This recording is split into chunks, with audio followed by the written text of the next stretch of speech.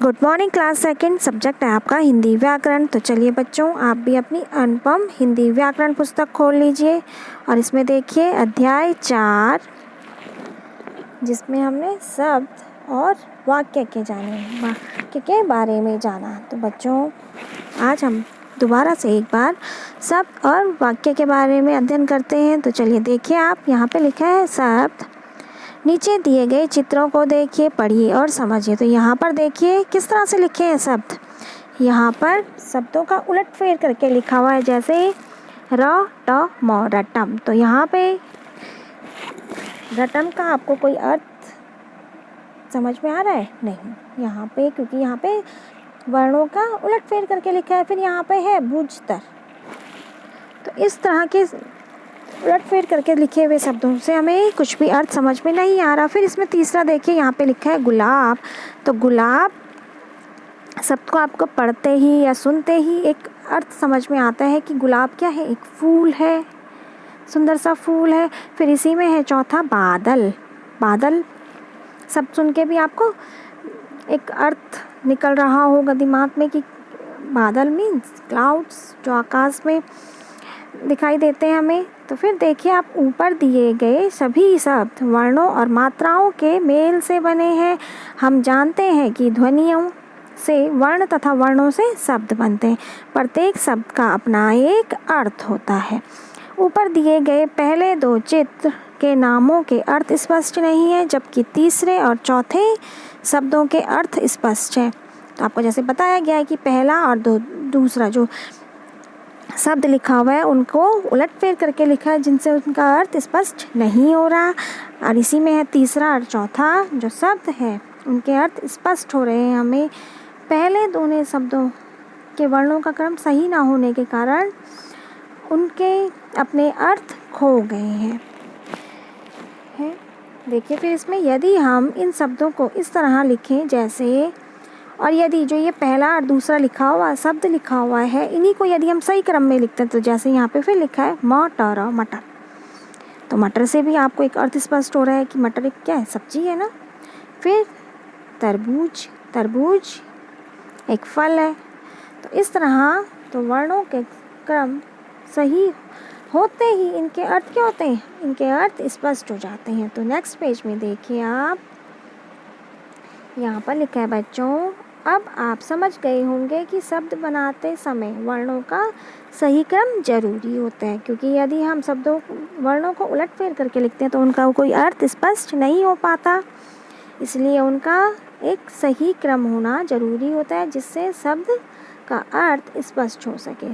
तो फिर देख लीजिए आप, इसमें वर्णों के मेल से बना ऐसा समूह जिसका कोई अर्थ हो शब्द कहलाता है।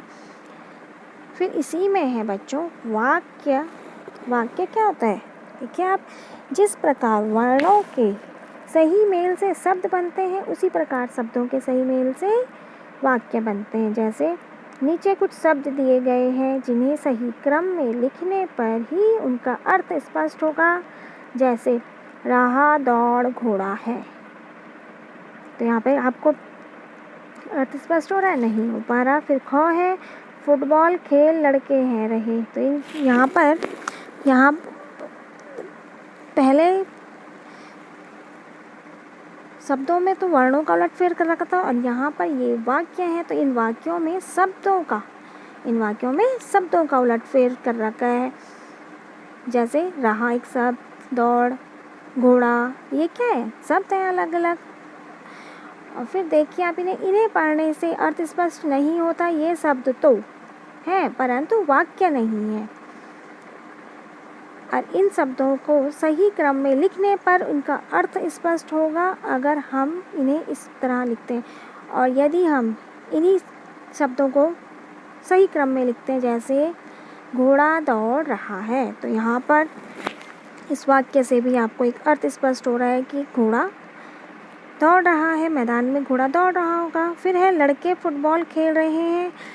इस वाक्य से भी अर्थ स्पष्ट हो रहा है कि लड़के फुटबॉल खेल रहे हैं। फिर देखिए, अब ये सही वाक्य हैं, इन्हें पढ़कर वाक्य का अर्थ स्पष्ट हो रहा है। आइए वाक्य के कुछ उदाहरण देखें। गाय घास खा रही है, लड़कियां गीत गा रही हैं, धोबी कपड़े धो रहे हैं। जैसे तुम कहाँ जा रहे हो, तुम क्या खा रहे हो, ये भी सब क्या है, वाक्य हैं। अब आप समझ गए होंगे कि शब्दों के सही मेल से वाक्य बनता है। जब हम किसी शब्द को लिखते हैं तो उनका सही क्रम में लिखा हुआ होना भी ज़रूरी है उन्हें। जब शब्दों का सही मेल होगा, जिससे एक अर्थ स्पष्ट होगा, तब वो क्या है, वाक्य कहलाएगा।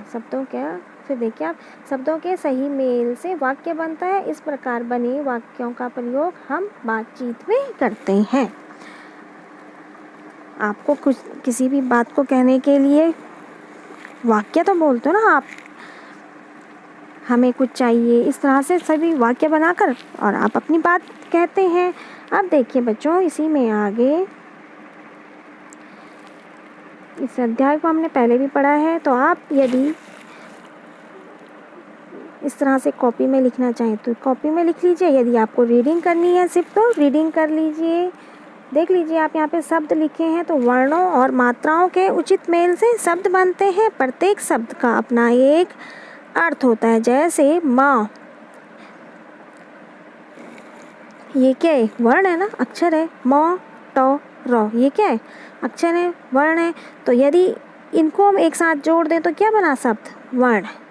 तो वर्णों के उचित मेल से शब्द बन गया। यहाँ पे फिर है, यहाँ पे देखिए बाओ, बौ पे आ की मात्रा, वर्णों और मात्राओं। तो यहाँ पे बौ पे आ की मात्रा आ गई है, तो बना शब्द बा, द, लो। यहाँ पे फिर इन वर्णों के मेल से बना शब्द बादल।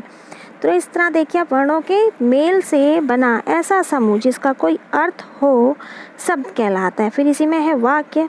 जिस प्रकार वर्णों के सही मेल से शब्द बनते हैं, उसी प्रकार शब्दों के सही मेल से क्या बनते हैं, शब्दों के सही मेल से वाक्य बनते हैं। जैसे घोड़ा दौड़ रहा है, यहाँ पे घोड़ा भी एक शब्द, दौड़ रहा, ये सब क्या है, शब्द है। और इन शब्दों को जब हम सही क्रम में लिखते हैं तो ये एक वाक्य बन जाता है। फिर इसी में है ख, गाय घास खा रही है।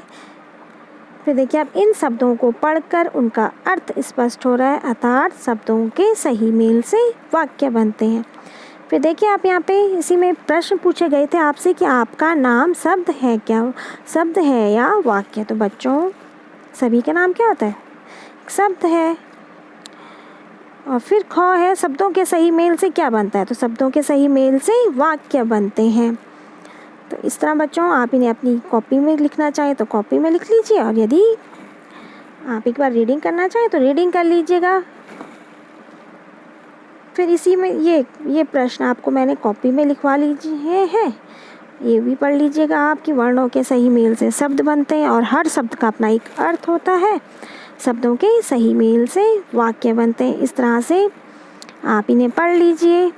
और ये लिखित प्रश्न हमने आपको पहले बुक में करवाए हुए हैं, तो आज बच्चों यह कार्य आप कर लीजिए, या एक बार वाक्य, शब्द और वाक्य पाठ की रीडिंग कर लीजिए। ओके बच्चों, थैंक यू।